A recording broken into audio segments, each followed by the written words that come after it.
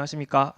저는 인생은 나그네 길, 어디로 왔다가 어디로 가는가 발표를 맡은 카카오 모빌리티의 데이터 입선팀 박희태입니다.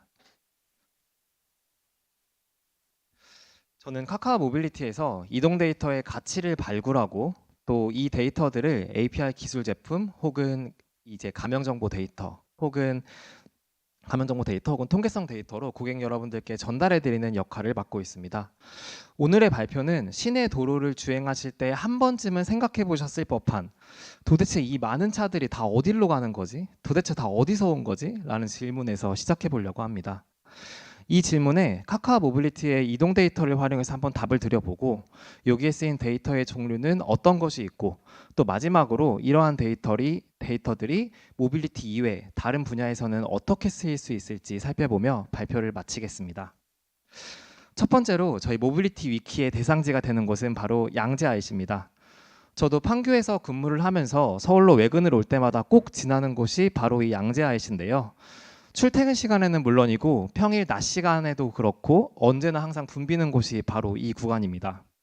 이 출근 시간에 양재 IC를 지난 차량들이 도대체 어디서 와서 어디를 가는 거지? 하고 이 궤적들을 쭉 살펴보니까요. 서울, 대전, 대구는 물론 대구, 부산까지 정말 전국을 다 커버하고 있습니다. 이 바다를 건너서 갈 수 없는 제주도만 빼고요. 정말 전국에서 몰려오는 곳이 바로 양재 IC였고요.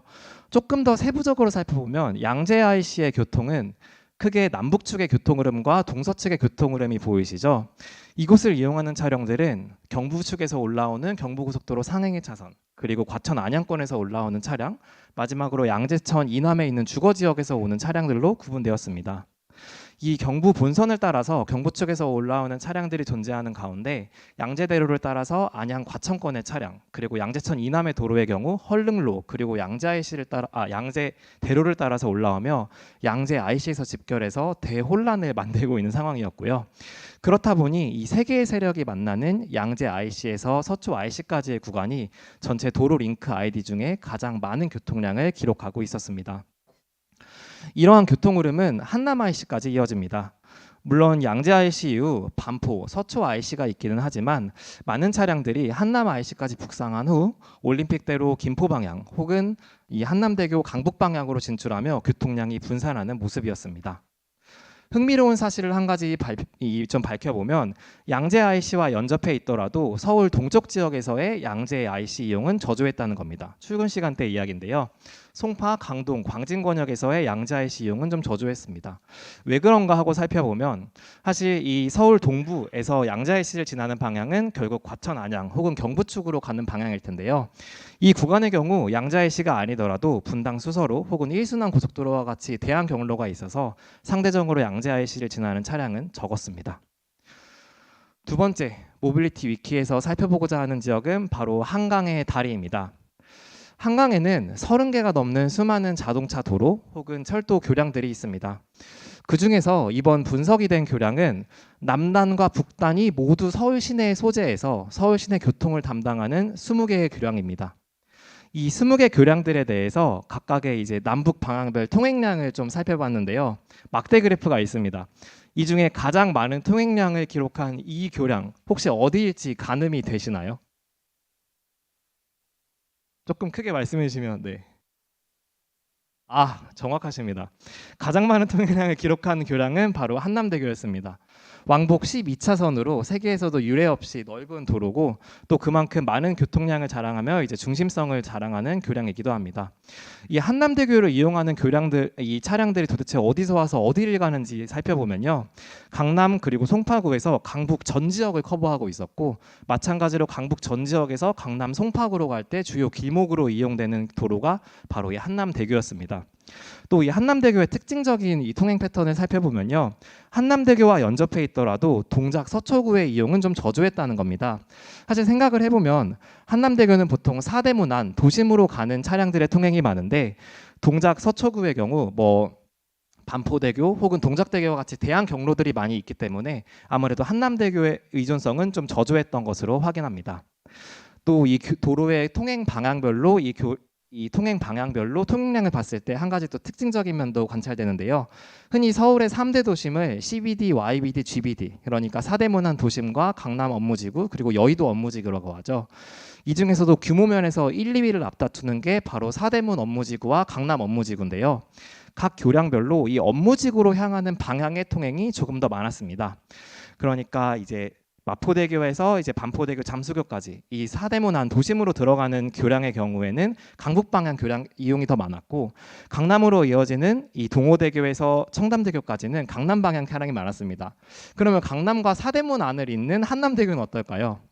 한남대교는 강남 방향의 이동이 조금 더 많았습니다. 통행 속도를 한번 살펴볼까요? 각 교량별 통행 방향별 평균 속도를 봤을 때 동작대교 남단으로 향하는 평균 시속이 78km로 가장 빨랐고요. 잠수교 남단으로 향하는 차량들의 평균 시속이 22km로 가장 느렸습니다. 그리고 추가적으로 이 교량 중에서 가장 느린 교량들이 뭐지? 라고 봤을 때 하위 4개 교량이 바로 이 한강, 반포, 잠수, 성수대교였는데요. 4개 교량의 공통점이 발견되시나요? 이 보시는 것처럼 유턴 신호등, 횡단보도 신호등처럼 교량 중간 혹은 끝에 이 유턴하는 곳이나 횡단보도나 신호등 같은 교통시설들이 있었습니다. 이러한 교통시설들이 이 교량들의 평균 통행 속도를 낮추는 요인으로 작용하고 있었습니다. 다음으로 각 교량별로 이 교량을 지난 차량들이 어디로 많이 갔는지에 대해 살펴봤습니다. 이 목적지들을 이제 목적지 카테고리에 따라 봤는데요. 대부분이 뭐 아파트, 빌딩 해서 저희가 많이 가는 주거지 그리고 직장과의 이동이었습니다. 그 중에서도 좀 의미 있는 몇 가지 이제 카테고리들이 보이는데 조금 더 파고 들어가서 POI, Point of Interest, 각 장소별로 살펴보겠습니다. 한강에 있는 분석 대상이 되는 20개의 다리를 서쪽에 있는 가양대교부터 이제 동쪽에 있는 대교까지 각 교량을 건너서 사람들이 어떤 장소를 목적지로 가장 많이 찍고 갔는지 1, 2, 3위를 구분한 겁니다. 이 서쪽에 있는 가양대교, 반포대교까지의 이제 그 결과물이고요. 그 뒤로 동쪽으로 있는 잠수교에서 광진교까지의 결과물입니다. 이 POI 장소들의 구분이 좀 다양하게 분포하는데요. 특징적인 걸 살펴보면 먼저 잠수교가 있습니다.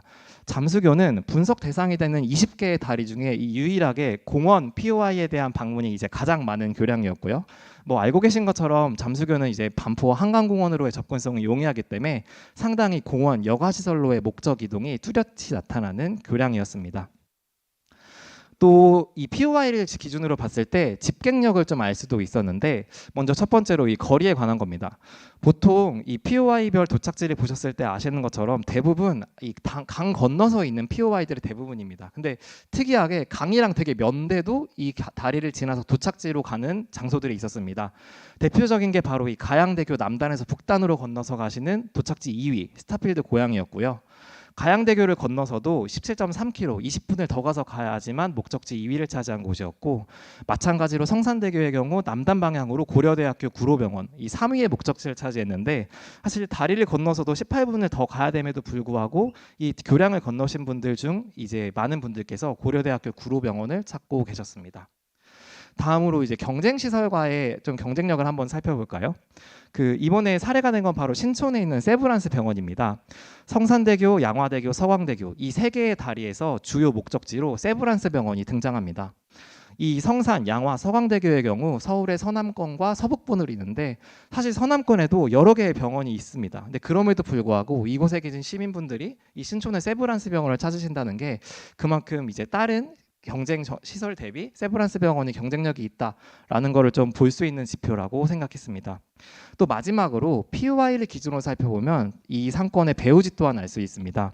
용산 아이파크몰 사례가 인상적이었는데요. 대부분의 경우 이 교량을 건넌 이후에 목적지의 분포는 교량과 맞닿은 곳 근처입니다. 뭐 용산이면 용산, 뭐 반포면 반포. 근데 특이하게 아이파크몰 용산점의 경우 이 아이파크몰 용산 방향으로 직접 이어지지 않는 반포대교에서도 주요 목적지로 등장합니다.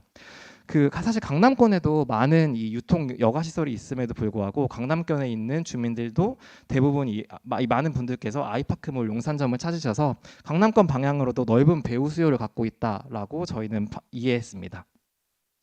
모빌리티 위키 마지막 분석 대상이 되는 곳이 바로 남산 1호 터널입니다. 남산 1호 터널은 특이하게 이 돈을 내고 지나야 하는 터널입니다.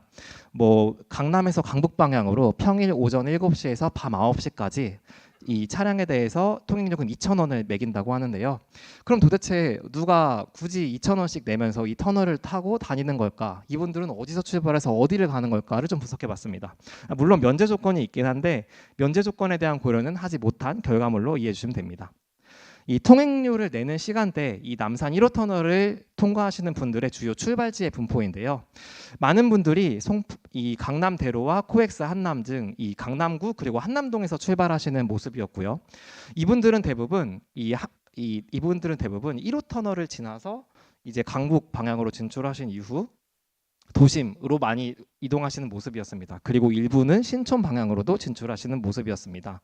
물론 해당 구간을 이용한 모든 분들이 이 남산 1호 터널을 이용하는 건 아닙니다. 해당 구간을 이용한 이 분들의 경로를 비교해 봤을 때 남산 1호 터널을 이용하는 분들이 반, 그리고 소월길, 남산 따라 둘러가는 길이죠. 이 소월길 등 대한 경로를 이용하는 분들이 절반이었습니다. 그러니까 혼잡 통행료 2,000원을 내지 않고 대한 경로를 선택하는 분들도 이 1호 터널을 이용한 분들보다는 적지만 유의미하게 있었다는 내용이었습니다. 지금까지 카카오 모빌리티의 이동 데이터를 활용해서 일상에서 흥미가 있었던 몇 가지 사실들에 대해서 좀 데이터를 좀 살펴봤는데요.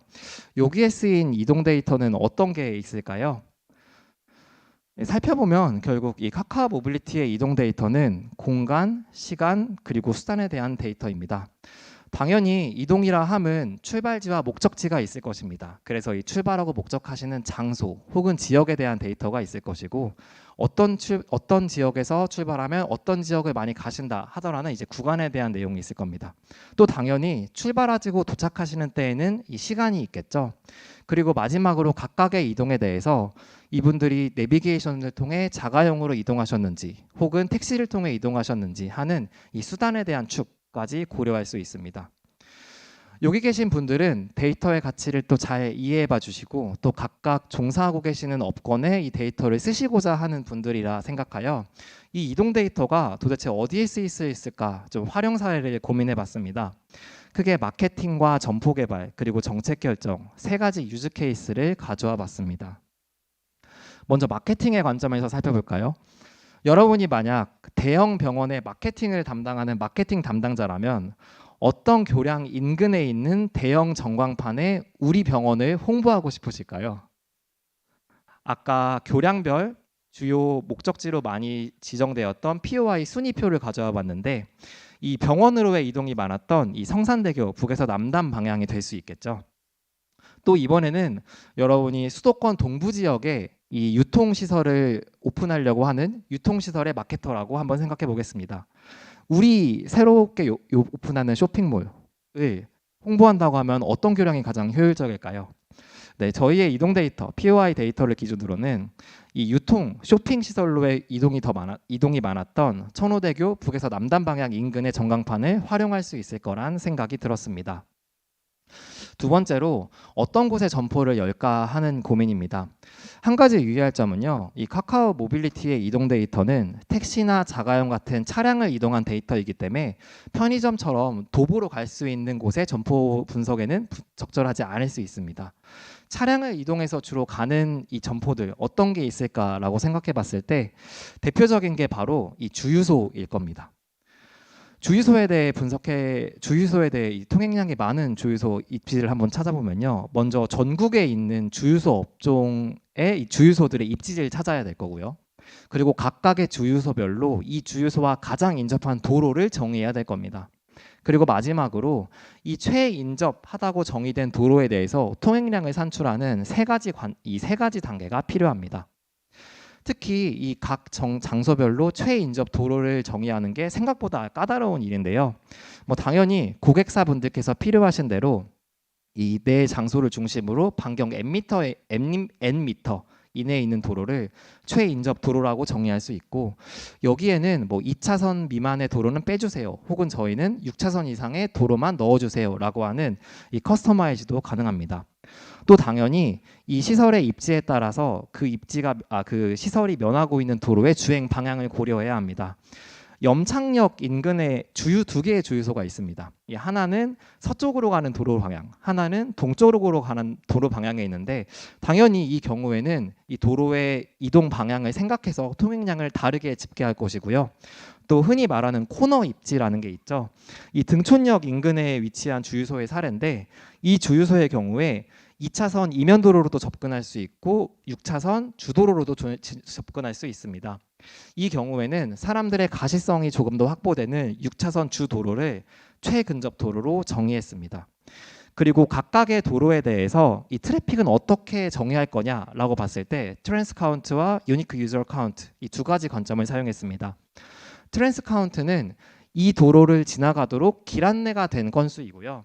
유니크 유저 카운트는 이 도로를 지나간 고유한 사람의 수입니다. 이 두 가지 기준을 각각으로 봤을 때 저희 데이터로 통행량이 꽤나 많은 주유소다라고 도출된 주유소가 이 한 5가지 정도 됩니다. 이 용산구 H주유소, 서초구 R주유소, 기흥구에 있는 G주유소, 고양 이 두 개의 주유소는 붙어 있습니다. 이 고양 덕양구에 있는 두 개의 주유소들이 있었는데 혹시 방문해 보신 적이 있으실지 모르겠습니다. 공통적으로 강변북로나 자유로, 고속도로 같은 주간선 도로를 진입하는 길에 있었다는 특징이 있었고요. 혹은 휴게소나 이 톨게이트처럼 주요 교통시설 인근에 위치해 있었습니다. 물론 이 데이터만으로 이 주유소에서 전국에서 매출이 가장 잘 나올 겁니다라고 말하기는 어렵습니다. 당연히 알고 계시는 것처럼 이 상권의 매출이라는 게 수요의 측면뿐만 아니라 인근에 얼마나 경쟁 점포가 많이 있는지 이런 공급의 사이드도 좀 봐야 되기 때문입니다. 그래서 카카오 모빌리티는 이런 데이터 분석 결과에 대해 실제로 정유사와 같은 저희 고객분들과 함께 POC 형태로 저희의 이동 데이터가 얼마나 실제 고객님들이 그 맥락상 그리고 이제 노하우적으로 알고 계시는 그리고 데이터적으로 알고 계시는 매출 점포와 매출 데이터와 일치하는지 이런 것들을 비교해 가면서 유의미한 퍼포먼스가 좋은 이동 데이터를 찾을 수 있는 이 POC 같은 과정도 저희는 많이 희망하고 있습니다. 마지막 활용 사례가 바로 정책적 활용입니다. 어디에서 올까, 어디로 갈까 이런 고민들 진짜 많이 하시죠. 특히 이 지자체 분들을 만나보시면 우리 교회 산업단지 근로자분들은 다 어디서 출근하셔서 어디로 가시는지를 궁금해하시고요. 또 시군 지자체 분들은 이 우리 동네에서 축제를 했는데 도대체 이분들이 어디서 온 분들인지, 그리고 마지막으로 이제 민간 기업에서는 골프장이라고 하면 이 골프장에 오신 분들은 골프장에서 골프 치신 이후에 어디를 가는지 많이 궁금해하십니다. 카카오 모빌리티는 이 POI, 당연히 장소 단위로 출발 도착지를 알 수 있기 때문에 이 각각의 질문들에 대해 답해 드릴 수 있습니다. 오늘 오고 계신 분들이 딱 해당하는 케이스일 것 같습니다. 이곳 SK T타워에 오시는 분들은 어디서 오셨을까라고 좀 분석해 봤는데요. SK T타워에 오신 분들 중 한강을 건너 오신 분들이 대상입니다. 대부분의 분들이 이 강남 그리고 분당 판교에서 오셨을 거라고 생각이 들고 아마 소수의 분들의 경우에는 잠실이나 강동 혹은 경기 서남부 쪽에서 오셨을 거라는 생각이 듭니다. 혹시 이 데이터와 나는 다른 곳에서 왔다. 그러니까 이거는 당연히 길 안내니까 내비나 대중교통이 아니라 내비게이션 혹은 택시를 타고 오신 분들 대상이고요. 내가 택시나 내비를 타고 왔는데 다른 곳에서 왔다 하는 분들이 많이 계시다면 저희의 커버리지를 높이기 위해 저희가 조금 더 노력해야 될 부분으로 보입니다. 네, 오늘 발표에서 저희 이동 데이터를 활용해서 흥미로운 사실들에 대한 팩트를 좀 체크해봤고 저희 데이터는 시간, 공간 그리고 수단에 대한 데이터라는 점 소개해드렸습니다. 마지막으로 저희 이동 이외에 다른 분야에서 저희 데이터가 쓰일 수 있는 이 가능성에 대해서 살펴봤는데요. 오늘 소개해드린 분석 사례 이외에도 이 카카오 모빌리티의 데이터는 일상을 담은 데이터라고 소개해드리고 있습니다.